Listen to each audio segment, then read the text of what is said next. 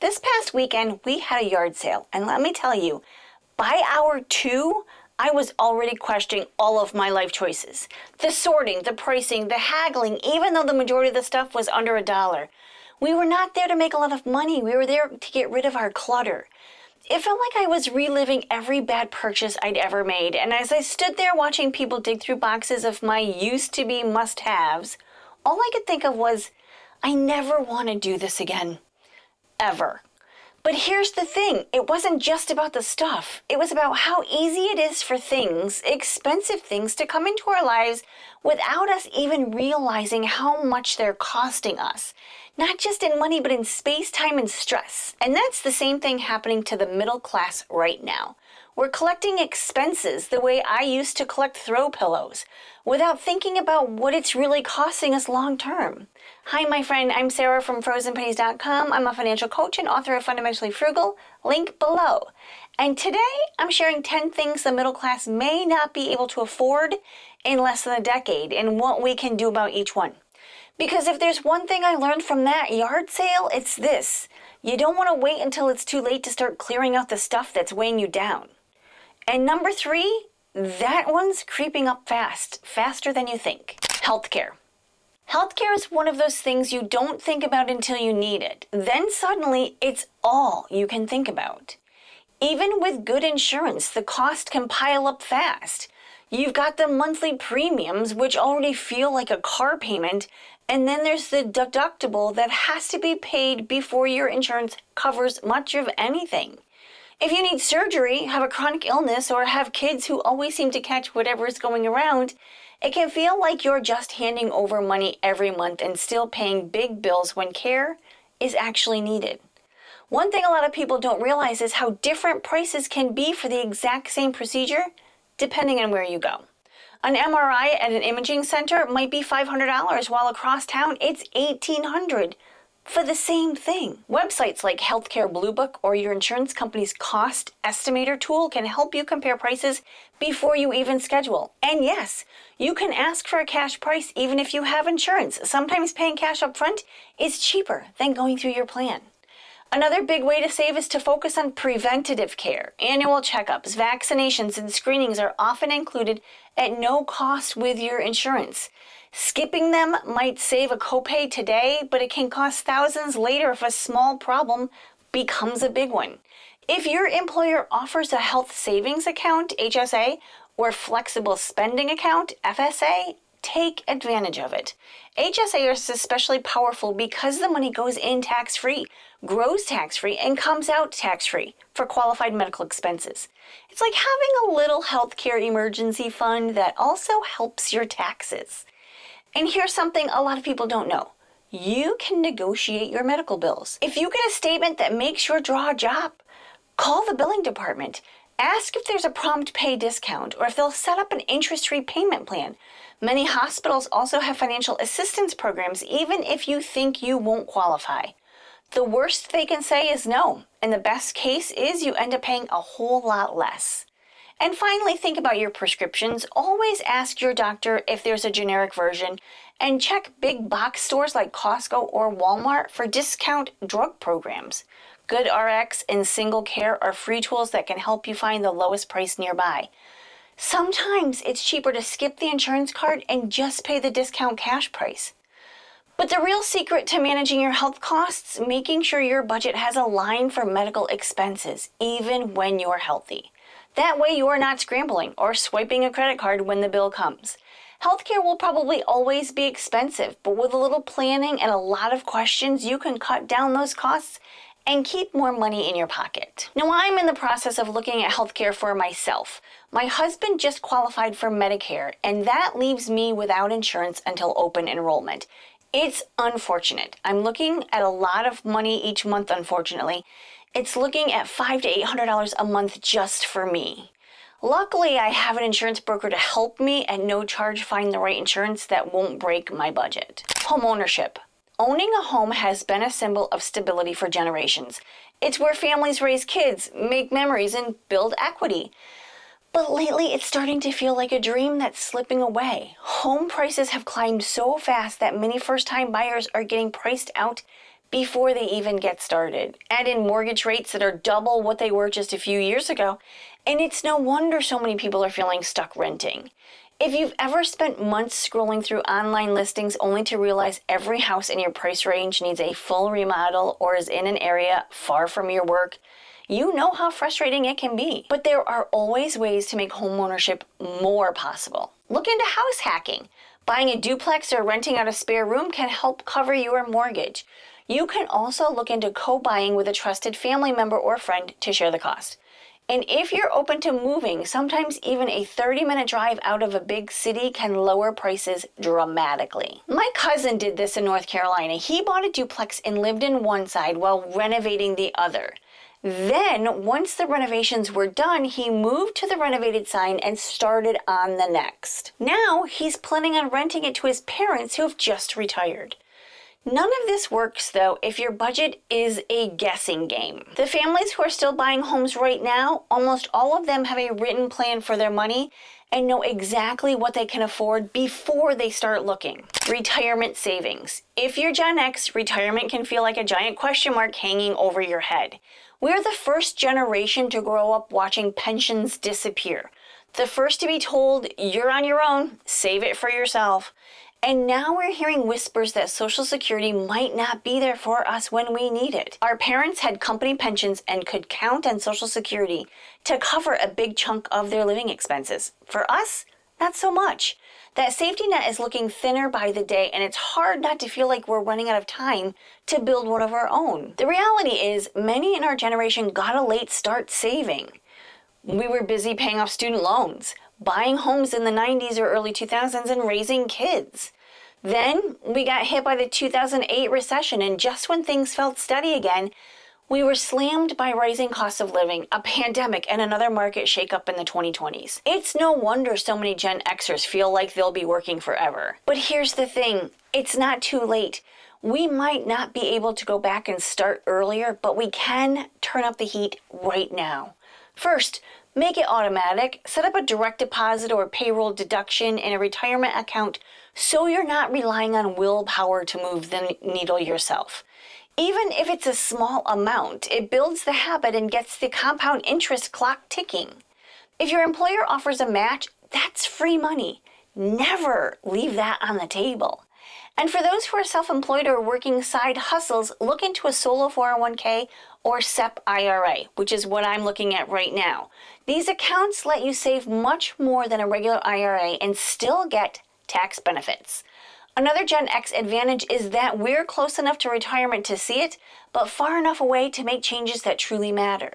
This is the time to look at your lifestyle and ask, what can I cut or downsize now so that I can funnel more into retirement? And yes, that means looking at debt too. Carrying a car loan, credit card balance, or personal loan into retirement is like trying to climb a hill with a heavy backpack. The lighter you can travel, the easier the climb will be. And because we can't count on pensions or a fully funded security system, it's worth thinking about multiple streams of income for later in life. That could mean investing in rental property, building a small online business, or turning a hobby into a side hustle you can continue into your 60s and 70s. The goal is to have more than one source of money coming in when you're no longer working full-time. Yeah, it's scary to think about retirement when so much feels uncertain, but taking action, even small action, puts the power back in your hands. We can't control what happens with Social Security or the stock market or the housing crisis, but we can control how much we save, how we invest, and how we plan for the future. And that's what makes the difference between scrapping by and living the retirement we actually want. Private school and college. The cost of education is one of the biggest financial challenges families face. Private school tuition has been climbing for years, and college costs have skyrocketed. For many families, paying for these out of pocket will become almost impossible in the next decade. Even public universities are getting more expensive, especially for out-of-state students. If higher education is important for your kids, start planning as early as you can. A 529 savings plan can help you put money aside and grow it tax-free for educational expenses. Look into scholarship and grants every single year. They're not just for high school seniors. Some start as early as middle school looking into these. Also consider dual enrollment programs where High school students can take college classes for free or at a very reduced rate. And don't overlook community colleges or trade schools, which can lead to great paying jobs with far less debt. And I'm going to hold your hand while I say this with love, because you might not want to hear it. You do not have to take responsibility for your child's college educational bills. There are ways that they can pay for it themselves if they truly want to go. Working summers and while in school, scholarships, community college. Do not put yourself into debt or delay retirement investing for an adult who is capable of paying their way without student loans. Healthy and organic food. Walk into any grocery store and you can see it. Healthy food costs more. Organic fruits and vegetables, grass-fed meats, and gluten-free products often have price tags that make you pause. And with grocery prices climbing across the board, it's easy to feel like eating healthy is out of reach. The key is to be strategic. Buy produce when it's in season. It's cheaper and tastes better. Join a local co-op or community-supported agriculture, CSA, program to get fresh produce at a lower cost. Farmers markets can be a great place for deals, especially near closing time when vendors are looking to sell what's left. You can also start growing your own food, even if it's just herbs in a window box or tomatoes on your porch. And here's the thing.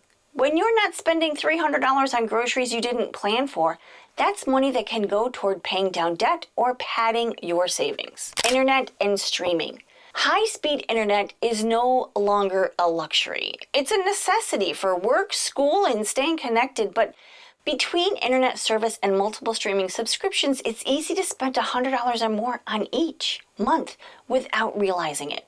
To save, call your provider once a year and ask for a better deal. Many companies have promotions for new customers, and sometimes it takes a little asking to get those rates applied to your own account.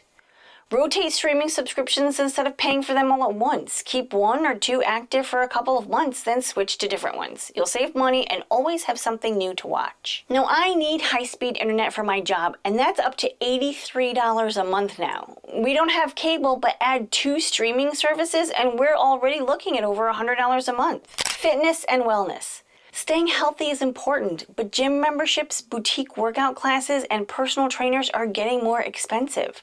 For many families, they'll be the first things cut when money gets tight. But you don't need a fancy gym to stay in shape. Walking, running, or cycling outside is free. Now, I have to tell you a quick story. Yesterday, I was feeling so stressed all weekend long, so I decided that I needed to go for a walk. And it was a Forrest Gump kind of walk. I just decided to walk until I didn't feel stressed anymore. I ended up walking so many steps, over 8,800 steps, and it took me 1 hour and 20 minutes. And do you know how much it costs me? Just 1 hour and 20 minutes. That's it. And it did wonders for my mental health. There are thousands of free workout videos online for everything from yoga to strength training. You can invest in a few pieces of simple home equipment like resistance bands, dumbbells, or a jump rope for a one-time cost. And check your community for free or low-cost fitness classes at parks or recreation centers. I just saw an ad on Facebook that the park in the next town over is having free yoga. Eco-friendly home upgrades. Solar panels, energy-efficient appliances, and better insulation can save you money in the long run, but the upfront costs can be out of reach for many middle-class families. As energy prices rise, the savings from these upgrades look even more appealing, but getting them installed is another story. If you can't afford the big upgrades right now, start small. Swap out old light bulbs for LEDs when they burn out. Seal gaps around doors and windows and unplug electronics when they're not in use. Look into rebates or tax credits for larger projects and check for local programs that offer low cost or even free energy efficient upgrades for homeowners. Insurance coverage. Insurance is one of those things you hope you never need, but you're grateful when you do have it. Unfortunately, the cost of health, auto, and home insurance keeps going up. Some families are cutting coverage to save money, but that can backfire in a big way if something happens. Shop around for better rates every year. Bundling your home and auto insurance with one company can save money, and raising your deductible can lower your monthly premium. Just make sure you have an emergency fund to cover if needed. Also, look into group insurance options through professional associations, alumni groups, or even warehouse clubs. New tech and gadgets. Technology changes fast, and companies release new versions of phones, tablets, and laptops every year. Keeping up with the latest gadgets can be expensive, especially if you're buying for multiple family members. Instead of upgrading every time a new model comes out, try to get as much life as possible from your devices. Repairs are often much cheaper than replacing the whole thing. Buying refurbished can save hundreds of dollars, and many times it comes with a warranty. Family data plans can also cut monthly costs if you share with others in your household. So my friends were teasing me this weekend when we went out to dinner because I have an iPhone 11 and the battery on it dies so fast. I'm planning on keeping that until I just can't bear the battery dying anymore. But I figure if I can get another year out of it, that will bring me up to what, iPhone 27 or something like that? Then I might decide to buy a new iPhone. 2 proven solutions if you're feeling this squeeze. Now, if you've been nodding your head through this list thinking, yep, that's me, I want to leave with you 2 things that you can start right now that will make a huge difference, no matter which of these 10 things hit home for you. First, make a budget. I know, it's not the most exciting thing in the world, but it's like turning on the lights in a dark room. You can finally see where everything is going and make a plan to keep more of your money. If you don't have one yet, I've got a free budget planner I designed to be simple, not overwhelming. You can grab it. The link is in the description below. Second, get out of debt. Debt is like a leak in your roof. It doesn't matter how much you earn. If you don't fix the leak, it's always going to drain you. I've put my favorite resource for helping you become debt-free in the description too. It's the same approach that I've used with coaching clients, and it works. It's the same approach that I talk about in Fundamentally Frugal. The truth is, we can't control everything about the economy or what's going to get more expensive in the next 10 years, but we can control how we prepare for it. And starting with these 2 steps will put you in a much better, stronger position no matter what's coming. The middle class is being squeezed from all sides. Housing, healthcare, education, and even the basics like food and internet are getting harder to afford. But here's the good news. We're not powerless. By planning ahead, making smart choices, and getting creative, we can keep many of these things within reach. The key is to start now before the next round of price hikes hit. Small changes today can make a big difference in 10 years. And if this video spoke to you, don't forget to like, share, subscribe, and watch this video next.